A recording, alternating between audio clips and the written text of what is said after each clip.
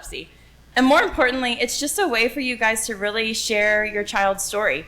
And it can be either before or after pediatric epilepsy surgery. So all of us should have our kids in this registry. It is super important, and you guys are going to hear a little bit more about that today. But I cannot emphasize enough how important it is to have your kiddos registered. So I'm going to warn you, it's a bit of a job to get your kiddo in there. So pour yourself a nice beverage, light a candle, put on some Kenny G, and just make it a real moment. Treat yourself to a little me time and get your kiddos registered in the registry. And with that in mind, I am going to now introduce our two opening speakers this morning. It is my absolute privilege to introduce Ms. Monika Jones. She is the founder and executive director of the Brain Recovery Project. Her first son, Henry, was born with total hemimegalencephaly, a rare unilateral brain malformation, which caused him to have hundreds of seizures per day shortly after birth. The seizures included infantile spasms, a catastrophic epilepsy, which can result in profound intellectual and motor impairment if not stopped early. And Henry required multiple hemispherectomy surgeries at first at only 3 months old, tiny little Henry. Monika is the principal investigator of the Global Pediatric Epilepsy Surgery Registry, a prospective and retrospective study powered by parents of children with epilepsy to better understand the developmental trajectory after surgery. She was the project lead for the award from the Patient-Centered Outcome Research Institute for the innovative 2019 stakeholder meeting to better understand the functional implications of large resective and disconnective epilepsy surgeries. My goodness, that's it? That's all? And we also have with us today Dr. Fallah. His expertise and research interests are in evidence-based surgery, clinical trials, observational studies, and meta-analyses as it relates to clinical and operative pediatric epilepsy surgery. My goodness. His current research projects include large international studies to generate and validate a prognostic tools, comparative effectiveness, and data synthesis in pediatric epilepsy surgery. He's also involved in randomized clinical trials in epilepsy surgery. Dr. Fallah is also a member of the Registry Advisory Board for the Global Pediatric Epilepsy Surgery Registry. And with all of that in mind, I am going to happily pass the microphone over to them. Thank you. Welcome, everybody.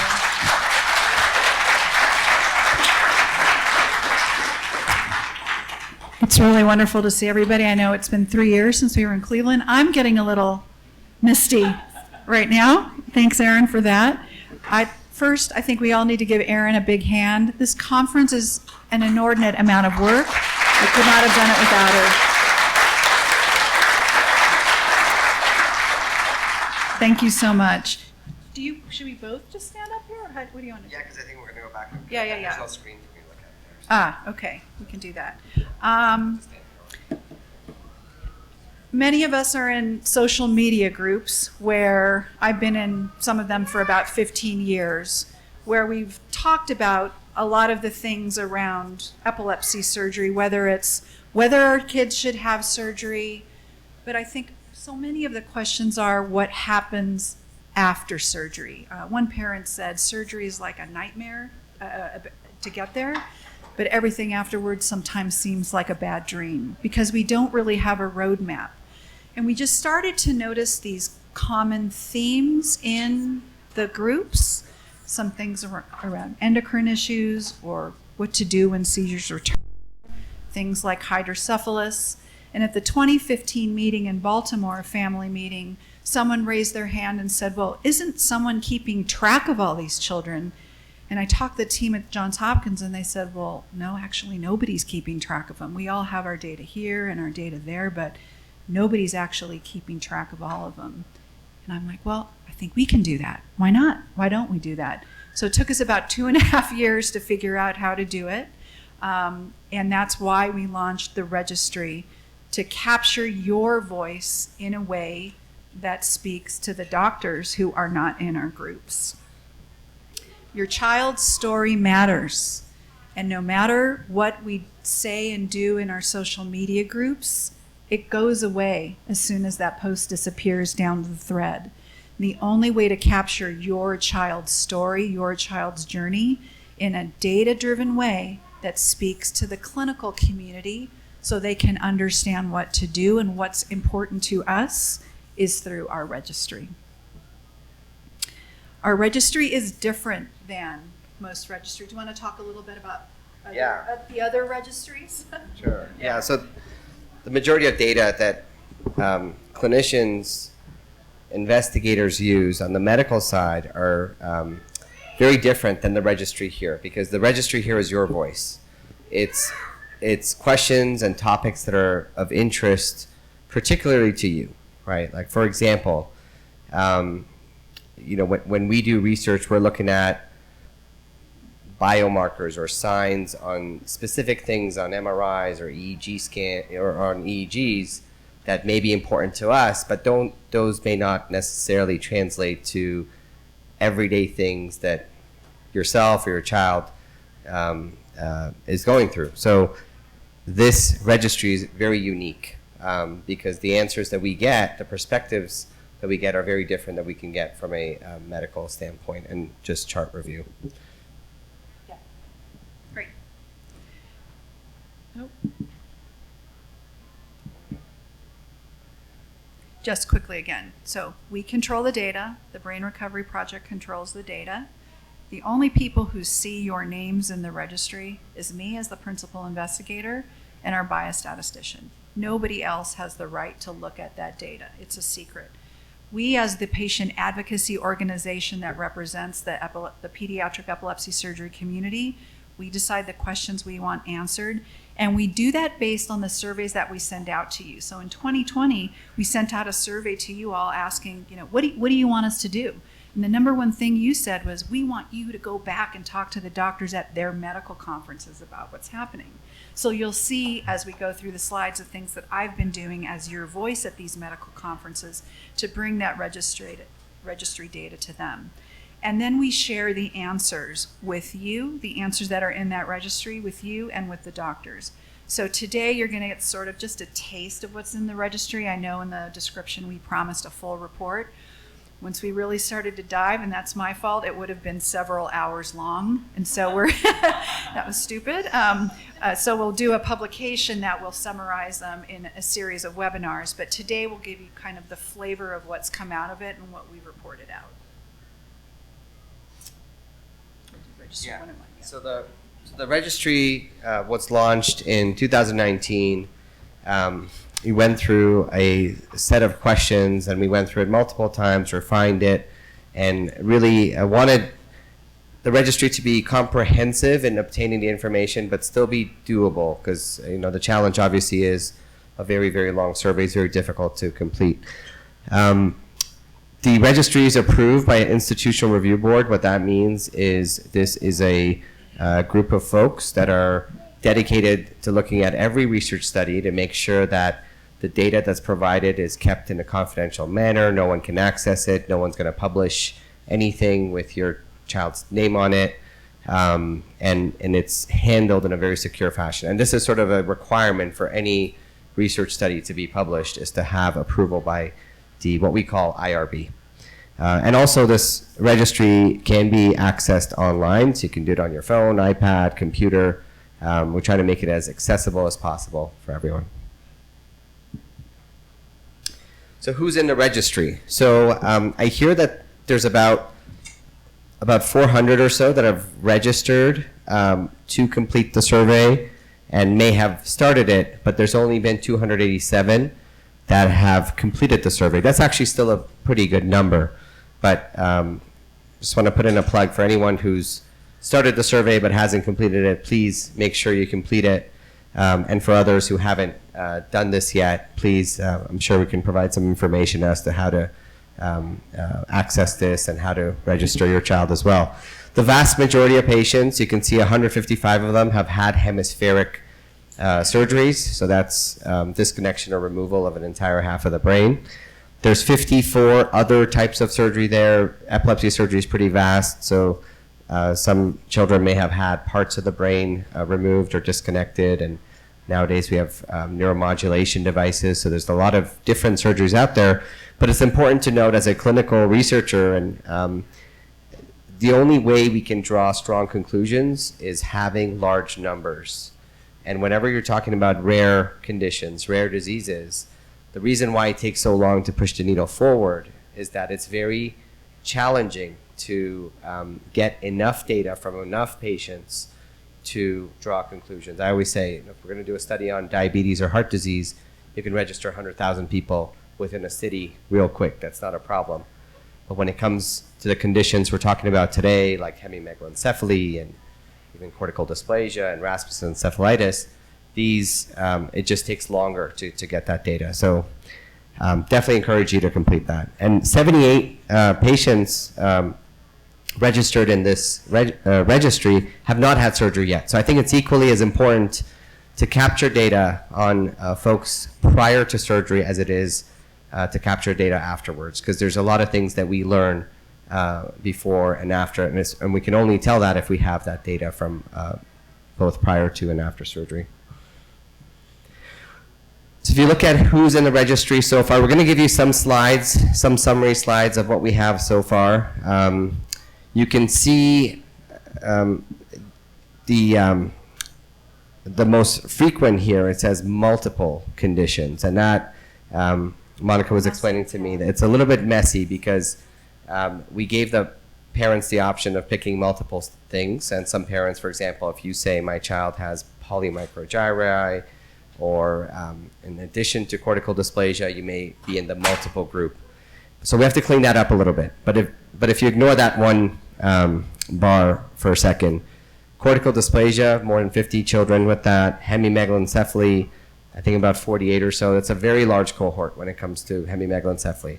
So when it's time to gather enough data to publish something on hemimegalencephaly, that will easily be the largest paper to date ever published on it. And you can see Rasmussen's encephalitis, stroke, Sturge-Weber, and so on. In terms of seizure freedom, so 85% of the children that have undergone hemispheric type operations have been seizure-free, which is right about what you would expect when you look at the literature. When we talk about seizure freedom, you always need to know the length of follow-up, because that's important. And obviously these surveys are being completed at different time points after surgery. But 85% is pretty,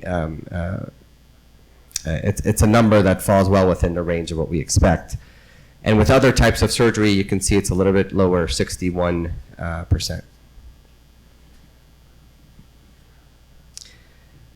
Monika, you want to talk about? I think you skipped a slide. Oh. No. Sorry. Okay. I thought you skipped a slide. So hydrocephalus, I can start off talking about hydrocephalus. Monika, you can jump in.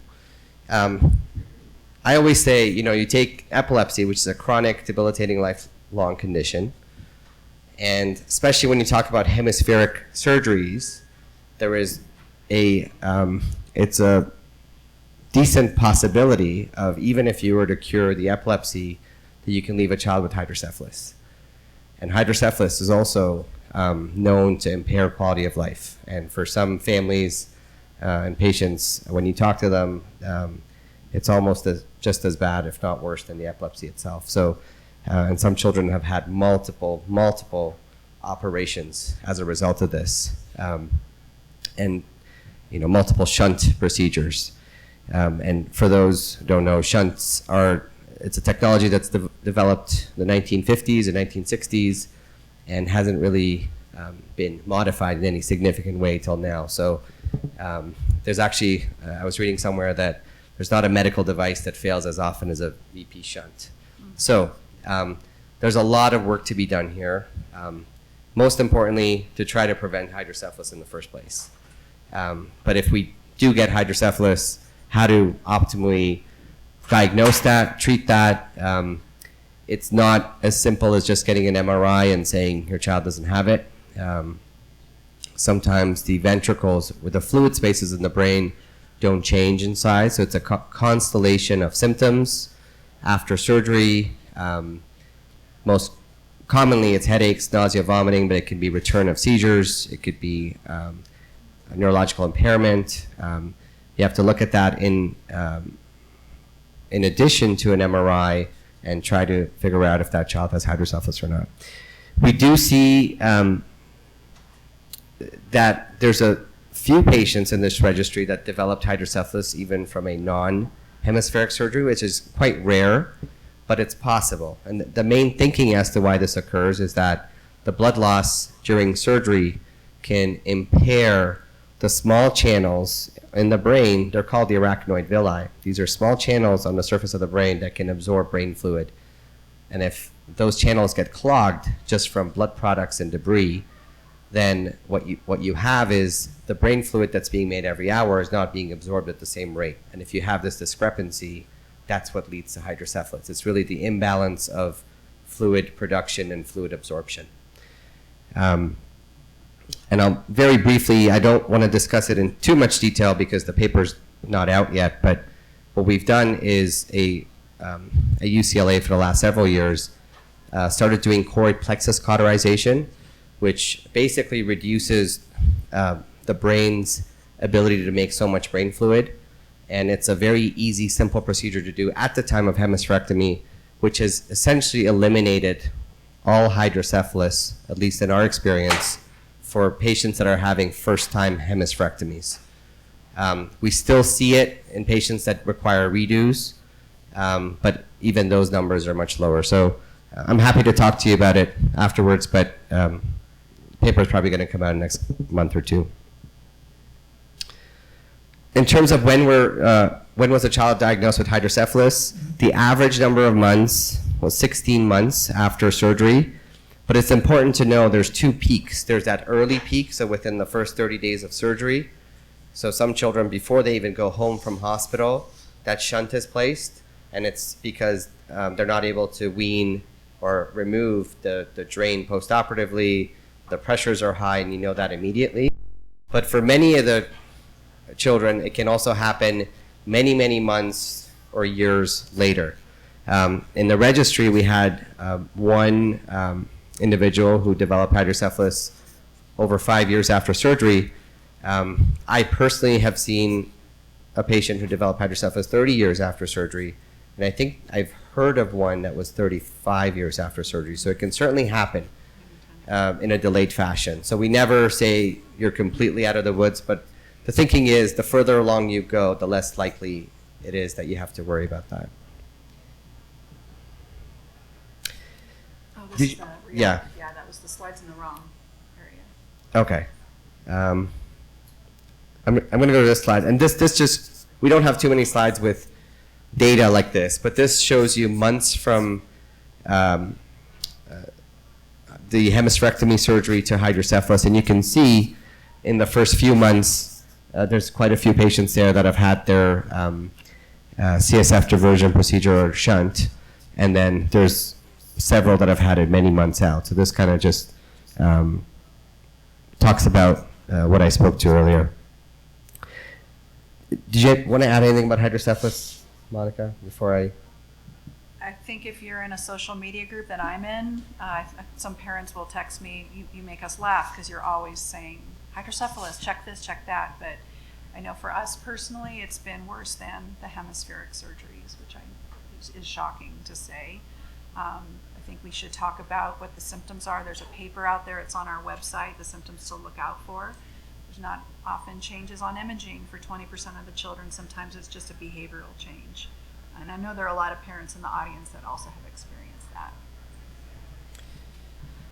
So this is a slide. This is data, obviously, that came out of the registry that I've actually used, with Monika's permission, on some of the talks I've given at medical conferences, which was actually surprising to me.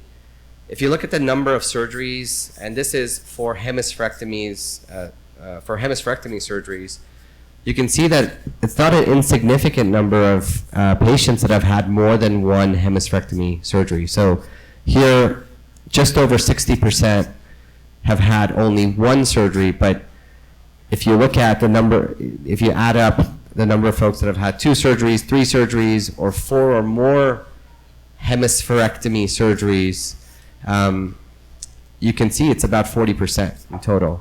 And what I mean by that is a patient who has a hemispherectomy and then still has seizures, and we think that the hemisphere is not completely disconnected, the surgeon may go back and try another attempt, third, fourth attempt. And I've actually even heard of sometimes the insurance companies after several attempts will say, we're not going to approve a fourth or fifth, how many times can you go back and do the same thing? So I will say, so one of the things that I personally like to do is if the first surgery doesn't work, the second one should just be an anatomic. And that way you can, stop the number of surgeries, because cumulatively they'll also increase the chance of hydrocephalus.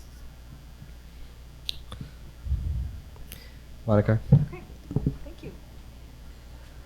That slide that he used at a medical conference is a really big deal for us, you all, to have a slide that a surgeon is now presenting at a medical conference.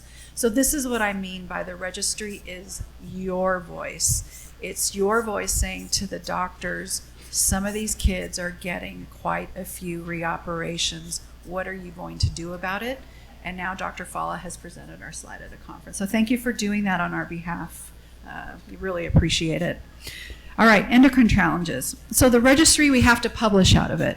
And one of the first things we did was capture that the endocrine issues, and we decided that would be the first thing we would publish out of the registry. I don't know how we did it during COVID, honestly. I think I typed this abstract out in my pantry with the door closed with my son pounding on the door. My mom, shouting for food or something like that. But I did it.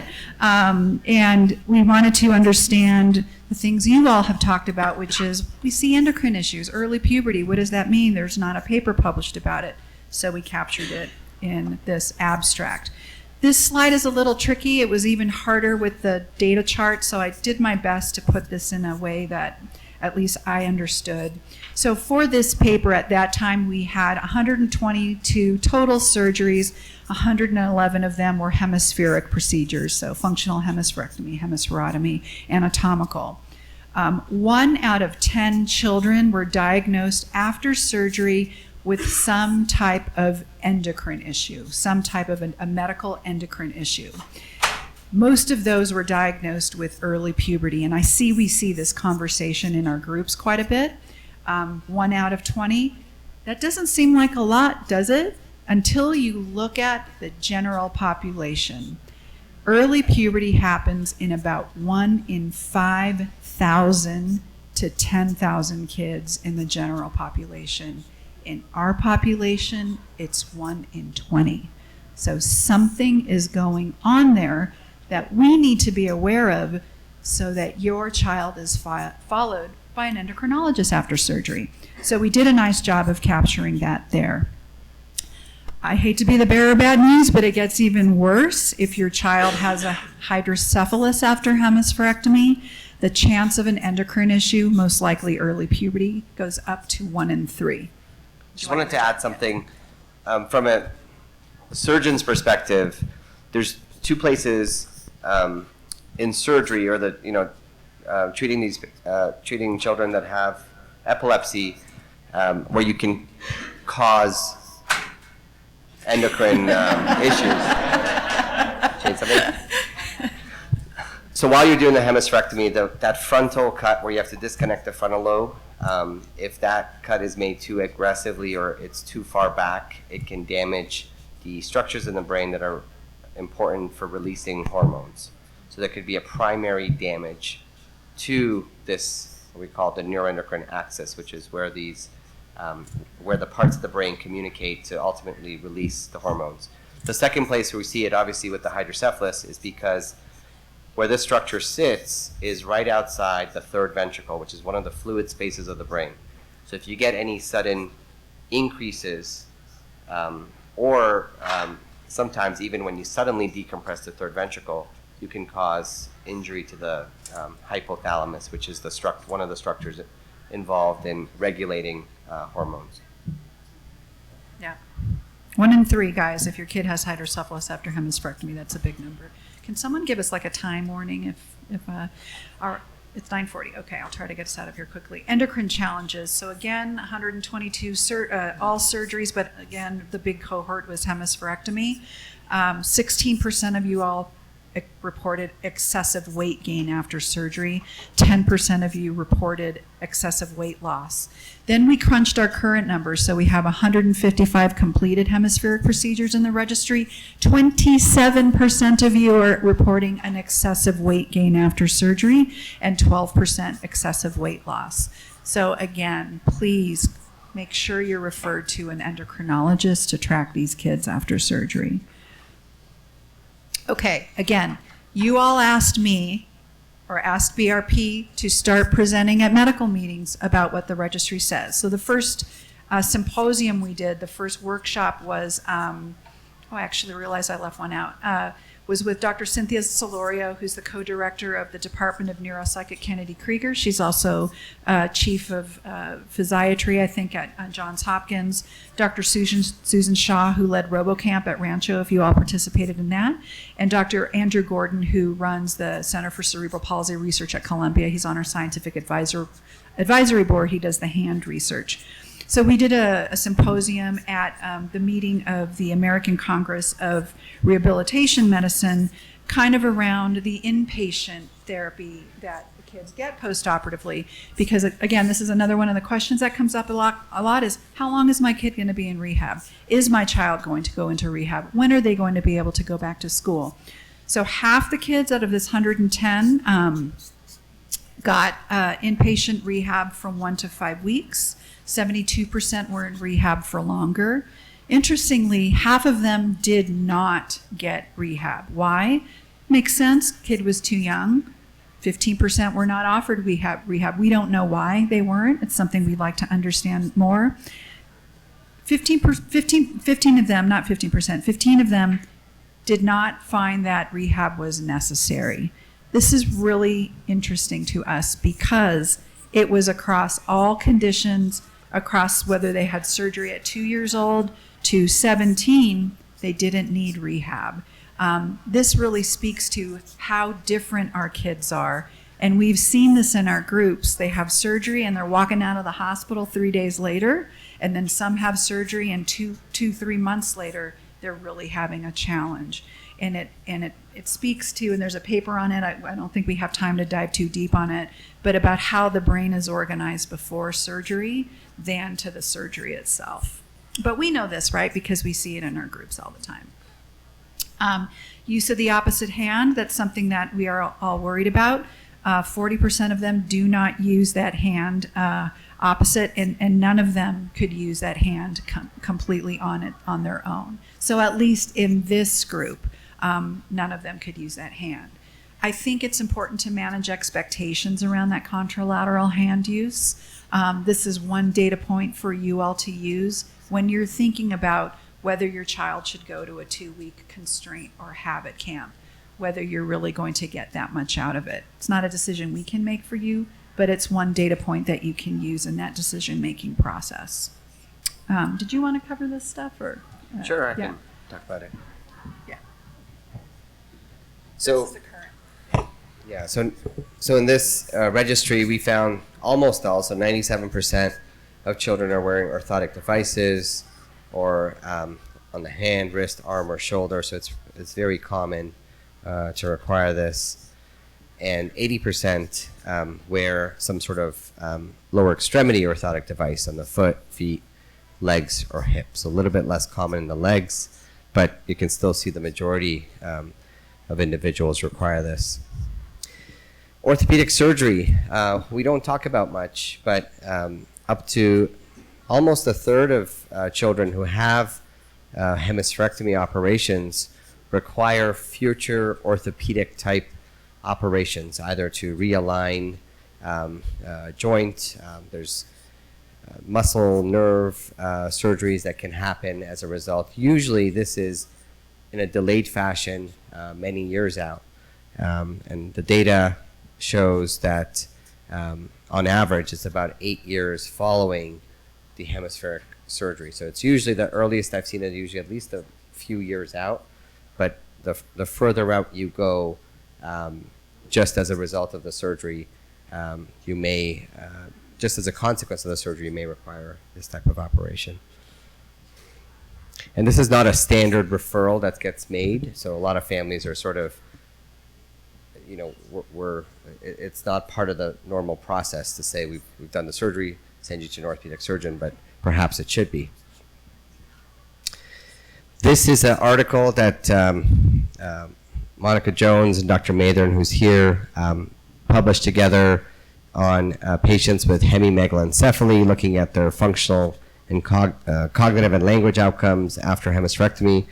So it's published in Epilepsia, which is the main journal that anyone interested in epilepsy reads. It's the highest impact factor. What that means is articles that are published here get cited by more people compared to articles that are published in lower impact journals. So this is, this is a great starting point, and it's a great result to get our data in this journal.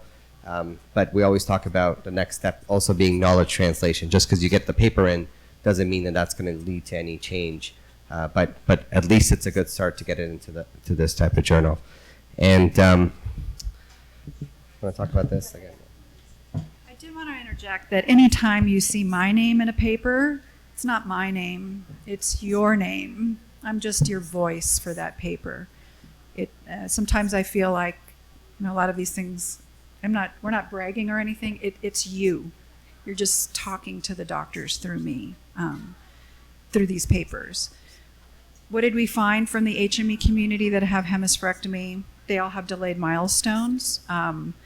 Their cognitive functioning, the kids with left hemisphere surgeries, the left HME had more cognitive impairments than the kids with right HME. The kids with left HME who had surgery, overall, 38% of them don't speak. 30% of kids with HME after surgery don't speak. And I think we kind of see this in our population. But quite a few speak clearly and age appropriately as well. Quite a few have average intelligence as reported by our community. So that time when you went to the doctor and they said, your kid's not going to walk, your kid's not going to talk, all this is going to happen, it's not true. Our data is speaking otherwise. Some read. Some only have mild challenges with reading. And the most important sentence that I kept hammering to have in this paper was that they require significant literacy and language supports. Because then when the school says, these kids aren't going to learn how to read, you can say, that's not true. This paper says that some of them can, and by the way, they need significant supports in literacy and language, which you need to provide. So this is your power paper as an HME parent to take to the school system. This type of article is very powerful for clinicians because these are all the types of questions that families come to us before surgery and ask. They're very good questions, right? We do talk about the motor deficits and the visual deficits, but will my child talk? How will they talk? How will, cognition, language, and this type of information is hugely powerful for us to be able to share with families. Great. So thank you to all of you who have participated in the registry who have HME. Just quickly want to thank our registry advisory board members. Dr. Fallah, I feel sorry for you because you're also my son's surgeon, so he can't shake me. I feel bad for him. Dr. Lynn Paul, who's sitting up here in the front at Caltech, is on our registry advisory board, and then the parent representative on the board who also happens to be a doctor and has a registry of her own, the Clinical Cancer Research Unit. Cynthia, are you out here? Way in the back. They're making sure that we're doing everything right with our registry. I want to give a shout out to Hillary Goris. Are you here as well? Where are you? I know I saw you earlier. She's a parent in our community who was the first to step up and help me start to crunch the data in the beginning for some of these earlier papers. So, Dr. Fallah is quickly going to go through 3 papers that have come out of his big registry, the HOP study. So these are a few of the papers that we did that Monika asked me to share with you. The first one is a HOP study. This is the largest ever cohort of patients who have undergone hemispherectomy surgery. It was a global collaboration. We collaborated with folks in Europe, Asia, South America, North America, all over. And our goal was to include 1,000 patients that have had this procedure, and very quickly we surpassed our goal, and we just had to end our study with 1,248 participants across 31 sites, across five continents. And what we were able to do was to come up with a outcome prediction score. It's called HOPS. We look at 5 variables. They seem to be the most important when you look at it statistically in being able to predict the likelihood of a good outcome. And you can see, so the registry says 85% of patients are seizure-free. That's good, but it doesn't help you prognosticate for any one individual child. So here, depending on your HOPS score, you can see there's some patients as high as 96% likelihood of seizure freedom, but also ones as low as 51%. So this type of data was very powerful, also published in the same journal we talked about, epilepsy. And then one of the things that's of particular interest to neurosurgeons is what type of hemispherectomy approach. Some of you may know there's many, many different types out there, probably as many types of hemispherectomies as there are surgeons. And we're getting newer techniques, seems like each year. But we compare 2 main techniques, the vertical approach, which is coming from the top of the head, versus the lateral approach coming from the side of the head. The vertical approach is a little bit more popular in Europe versus the lateral approach, which is a little bit more popular in North America. And we found, using this data set, that the patients that had a vertical approach hemispherectomy in the long term did a little bit better. This type of data is not definitive. It's not randomized clinical trial. It's real world data, just so we just captured all the data.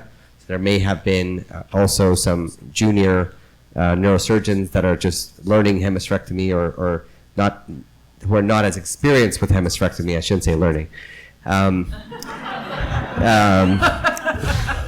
Hopefully they've done their learning. We're always learning.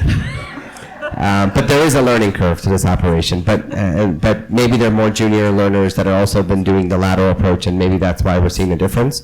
So, but this one paper showed that there was a difference between the 2 techniques. And just this last study, this was published, I think this year, a few months ago. Several children have pretty significant brain shift after hemispheric operation. So the good hemisphere will want to sort of shift into that cavity that's created by the hemispherectomy. And for some children, this could be very mild. For some children, they don't have any shift at all. But for some others, they may have severe shift, where that entire cavity is almost obliterated by the space is obliterated, or the brain sort of herniated in that region. And we don't really know for which patient that occurs and what that really means. We kind of look at it, we note it, and we don't really make too much of it. But we looked at our data at UCLA over the years, and we saw that patients that were shunted, and especially when shunts were placed in the cavity, tended to have a greater midline shift towards that side. And actually, even the patients that weren't shunted over time, there was a natural history, natural progression of some brain shift, but it wasn't as severe as the ones that had a shunt on the cavity side. We couldn't really compare and tell that shunts placed on the good hemisphere did better just because we didn't have a large enough cohort, because the practice was to place the shunts in the cavity. And then the other thing we found is the type of valve that was used for the shunt was important. So the lower opening pressure valve, which means there's more CSF drainage, contributed to greater amounts of midline shift. We looked at a whole bunch of symptoms that could be related to midline shift, and the one thing that we found was headaches. And we found patients over 2 centimeters of midline shift were much more likely to have headaches compared to the other patients. That's it. Thank you.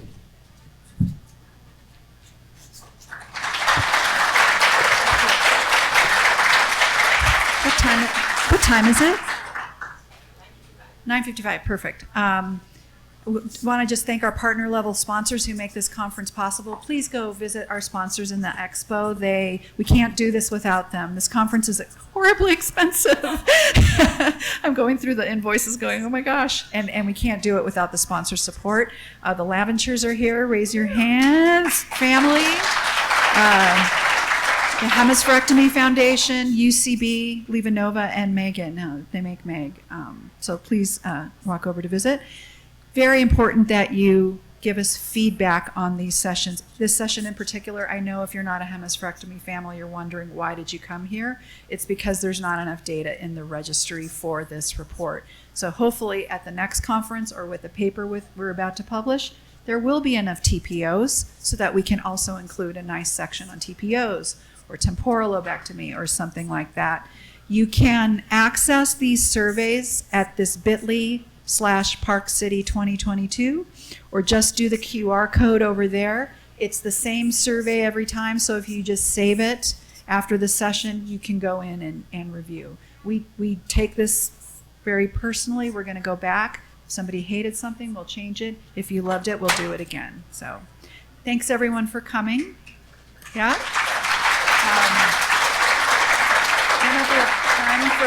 If you want to leave to go to the expo right now, you can. Otherwise, we'll take a couple of questions. Yeah? Ken? The very last thing you were talking about was the headaches and midline shift. What can you do about it? Good question. So one of the strategies I found is sometimes placing the shunt on the normal hemisphere.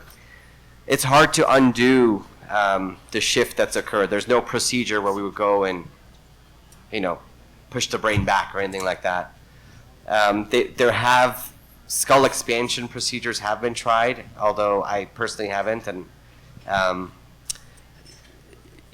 I would say for the majority of patients, especially if they have headaches, I would resort to treating those medically. Try to avoid any surgery because there's no surgery that we can do to sort of bring the brain back that I'm aware of. I'll just interject. My son's over 3 centimeters just by a little bit. We did a cranial vault expansion at another facility that collapsed, and we had to reconstruct again. His brain shift is awful. It's herniated up and almost herniated across. That's been really challenging. He doesn't speak, so I don't know when he has a headache. I can kind of tell because he's screaming and holding his head down. But the brain shift, I think you listened when I said we have to figure this out because this is really hard and scary for us. Yeah. Yeah.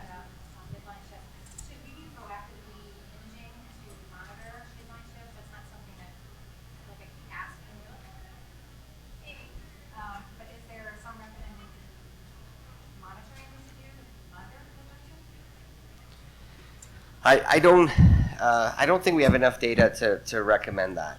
I will say, these sorts of studies that we do, they're very preliminary. If you talk to the vast majority of surgeons, they'll say there's nothing to do with the midline shift. We don't know. And again, we have to look at 50 plus patients to kind of see these associations. So to me personally, my practice pattern has been to not, first, again, obviously, some of it's related to hydrocephalus and shunting. So try to prevent hydrocephalus in the first place. If you do have hydrocephalus, there's other procedures that we can do nowadays, coracoid plexus cauterizations and so on, to again, try to prevent a shunt. But if you have to place a shunt, I would say place it on the normal side. That's controversial. There's some surgeons that don't want to do anything to the normal hemisphere for obvious reasons, if there's a complication or anything, but feel that the shunts do better when they sit in the ventricle as opposed to the cabin. Yeah. Yes. You guys have presented different articles and research for us to be able to present to our kids' doctors. As a doctor, what is the most tactful and best way for us?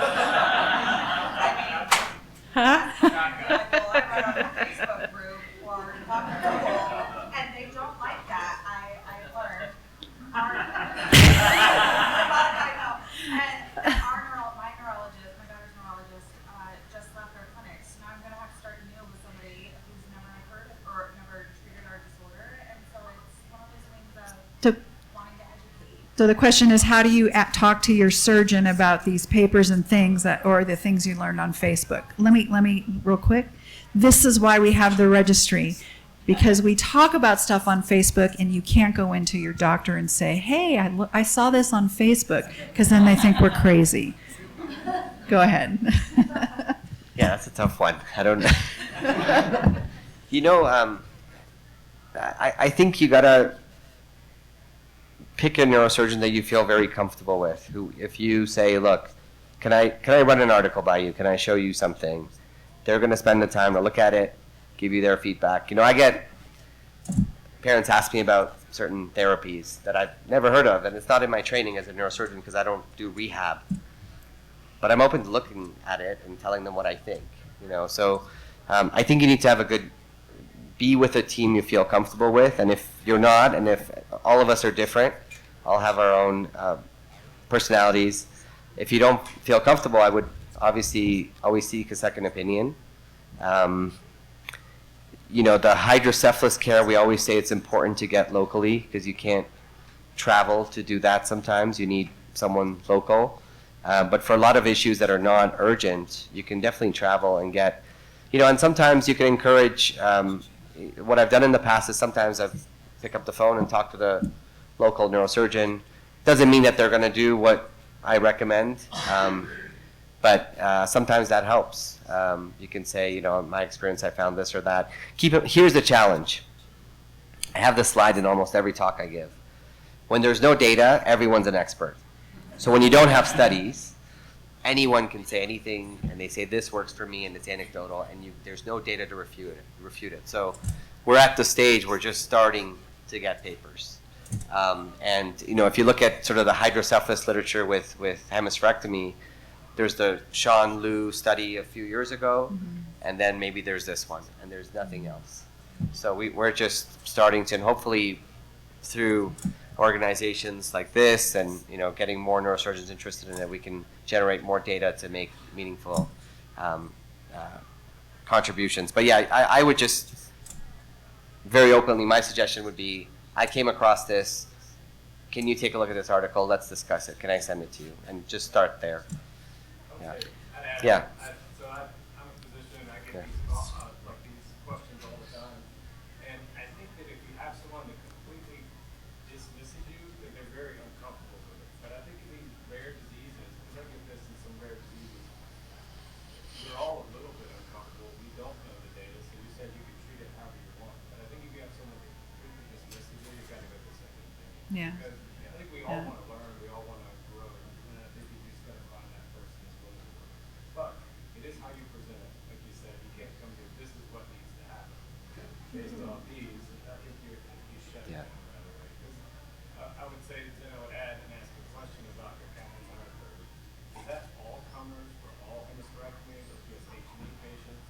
Because the Kaplan-Meier kind of drops off at 5 years, we don't have as many patients, so Yeah. it's not really significant. You can't really say there's significance after 5 or 6 years in the seizures, lateral and midline approach. So then I think those things, you just need, that's why it's so important Yeah. that this registry grow Yeah. more numbers so that we can have Yeah. more significant data.